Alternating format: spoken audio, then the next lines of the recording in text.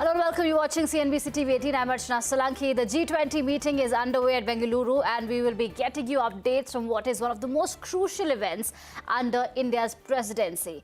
Now, central bank governors and finance ministers of member nations have ended their meeting with a commitment to enhance international policy cooperation and vow to steer the global economy towards strong, sustainable, balanced and inclusive growth. My colleague Parikshit Luthra is standing by with the latest developments. Parikshit, what are the big headlines coming in from Bengaluru?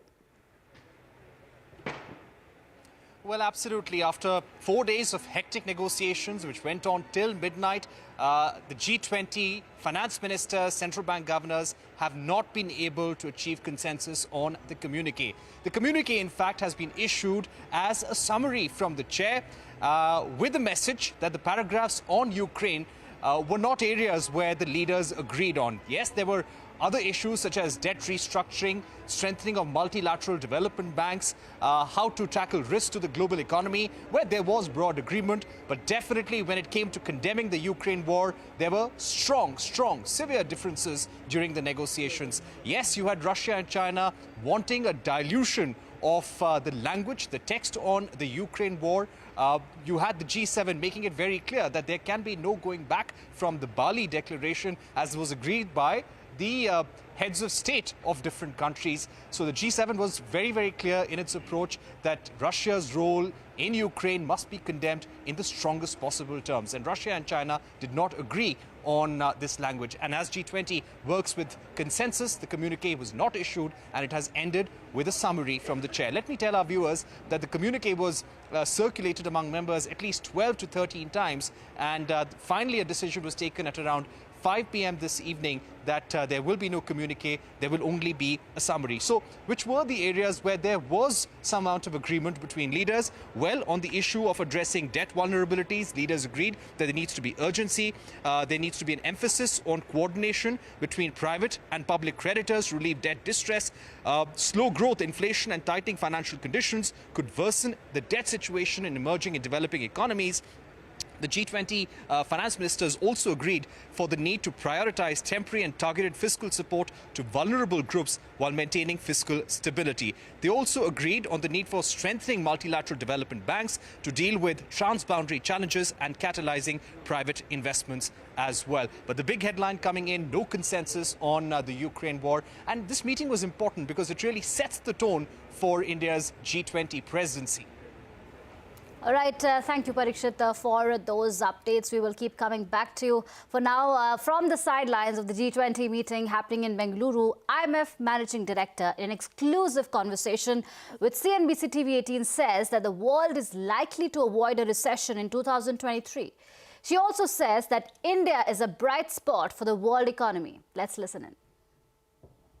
I want to congratulate India and the Ministry of Finance, Central Bank, for excellent organization of the meetings and for creating the atmosphere to build consensus. One Earth, one family, one future. And this is the spirit of the meetings. On debt restructuring, while there are still some disagreements, we now have a global sovereign debt roundtable with participation of all public and private creditors and of debtor countries. We just finished a session in which it is clear that there is commitment to bridge differences for the benefit of countries that depend on that. On the global financial architecture, a recognition that in the world we live that is more shock-prone, we need each other, we have to overcome divisions, and despite of the fragmentation that we are facing, we can do that when there is political will. There has been a lot of concern about the resilience of the global economy, the shocks that are in store. What did you warn G20 leaders about as far as the state of economy and what lies ahead? The message we come with is we have found resilience over the last years, but we also recognize that 2023 is going to be a challenging year. Why? Because global growth is slowing down.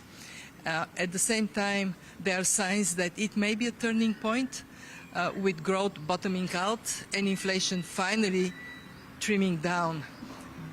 We are most concerned about uncertainties. The war in Ukraine is a grave source of uncertainty, but so are other factors.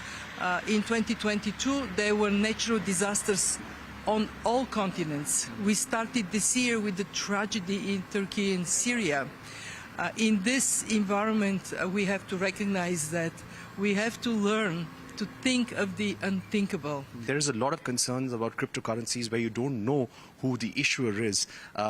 How should the G20 approach this issue? Everyone is waiting for some sort of global framework. Should we be moving towards a ban or regulations? The IMF just days ago discussed this issue at our board, and what the conclusion is, first, crypto assets are not money. They cannot be accepted as a legal tender. Second, there has to be very strong push for regulation. And third, if regulation fails, so if we are slow to do it, then we should not take off the table banning those assets because they may create financial stability risk. Right. And finally, will the world be able to avoid a recession this year?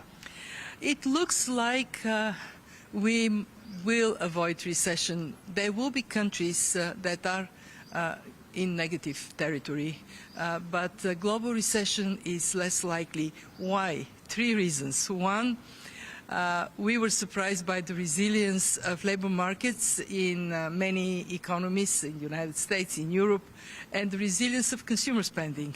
2, we have been quite impressed by how quickly Europe managed to free itself from dependency on Russian oil and gas.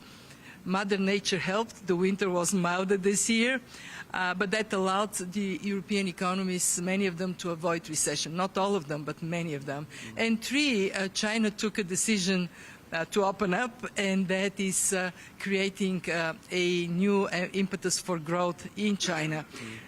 India is a bright spot on the global scene.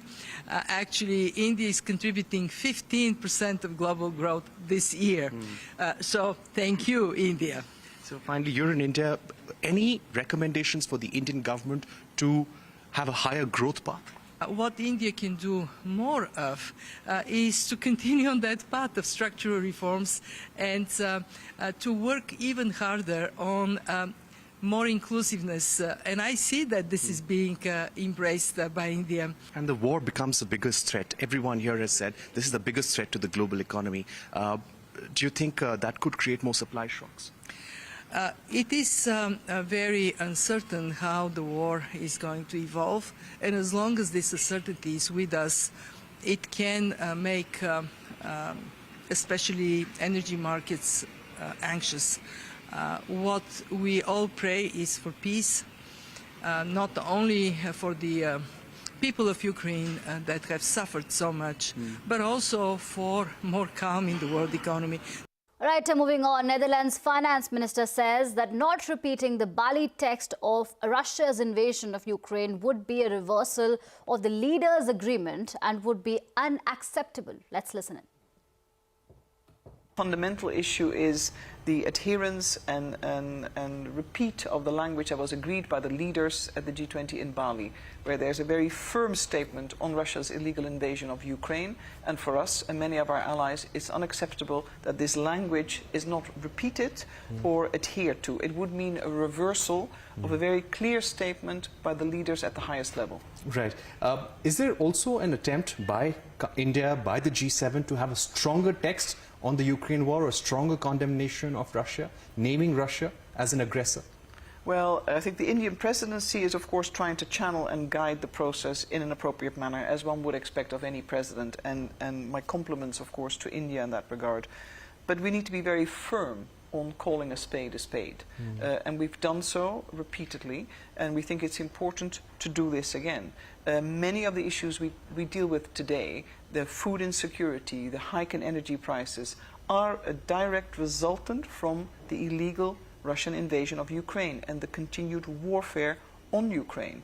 So to pretend and to meet at the level of ministers of finance to talk about the world's issues and pretend as if this is not a real factor driving a lot of the conditions we face today, many of the countries in the world would be remiss. Let me ask you about the issue of climate finance. We have been discussing this at different COP meetings. Has there been any way forward, any kind of agreement with different finance ministers on how we need to approach this in future, what kind of commitments we need to make at the G20? Well, I think this is a very important aspect that you name. And I have to mention as well, together with Indonesia, the Netherlands will be the incoming co-chair of a broad group of ministers of finance committed to climate action. So this meeting for me was very important too, to showcase what could be done, how green finance needs to be supported, how we need to mobilize private sector investment and engagement, and how we need to use our fiscal rules and policies in order to encourage green financing to accelerate the energy transition that is important for advanced economies and developing countries. And of course we need to find a balance, and as advanced economies through and with the IMF and the World Bank, we need to support other countries in order to enable this transition for its citizens, because not all of us have deep pockets, so to speak. Right. On the issue of debt restructuring, Yes. we believe that this is also a contentious issue at the G20, how to apply the common framework on debt resolution, what countries like China need to do over here. Has there been any positive response from China? Well, I think this is an ongoing debate. Ultimately, what's very important is that we assist countries with their state of indebtedness, that we help them address it, because it's a source of instability, it's a source of concern to many countries, and it's not just affecting lower income countries, it's also affecting middle income countries.